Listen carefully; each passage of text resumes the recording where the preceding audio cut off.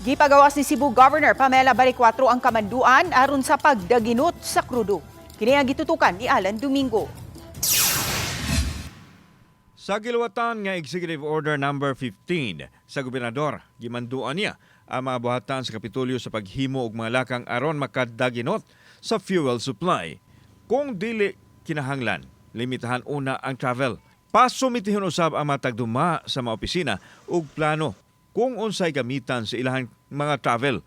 Ang lakang sa Kapitolyo adunay kalambigitan sa netubong tensyon karon sa Middle East diin na panglantawan nga makaapekto kini sa global fuel supply. Gibutang sa iyo ni Gov nga ilimit nato ang mga biyahe lang opisyal sa mga sakyanan sa lalawigan sa Sugbo. Unya ang atong EOSAD naka-state dito nga walay labot ang atong mga hospitals. Ang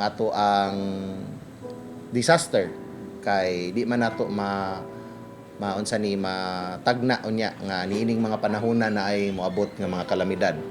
Samtang motabang usab ang provincial government sa mga OFW nga maapektuhan sa kagubot sa Middle East.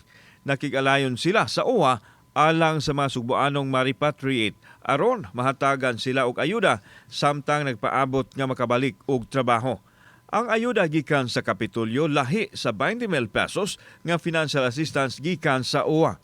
Ang ato ang provincial social welfare natay mga assistance nga mahatag unya ongoing man sad na ang ato ang skills training sa in partnership with TESDA. Layo man ato ang sidlakan apan buot lang makasiguro ang Kapitolyo nga matimandayon ang panginahanglan sa mga Sugboanon gumikan usab sa epekto sa gubat dito sa Middle East. Aron masiguro nga stable ang presyo sa mga nagunang palaliton, miumol ang Cebu Provincial LGU ug Price Monitoring Council uban ang DTI Provincial Office. We set up already a communication team to do price monitoring sa Tibuok Province of Cebu. And then mo sabit sila og report kung unsa ang status. Sa pagkakaroon, gipadayag sa mga opisyal sa Kapitolyo nga aduna pay igong supply sa mga basic commodities ilabi na sa bugas sulod sa 2 ka buwan.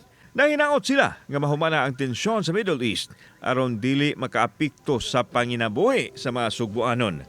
Kauban si Clover Lumayag, ako si Alan Domingo. Balitang Bisdak.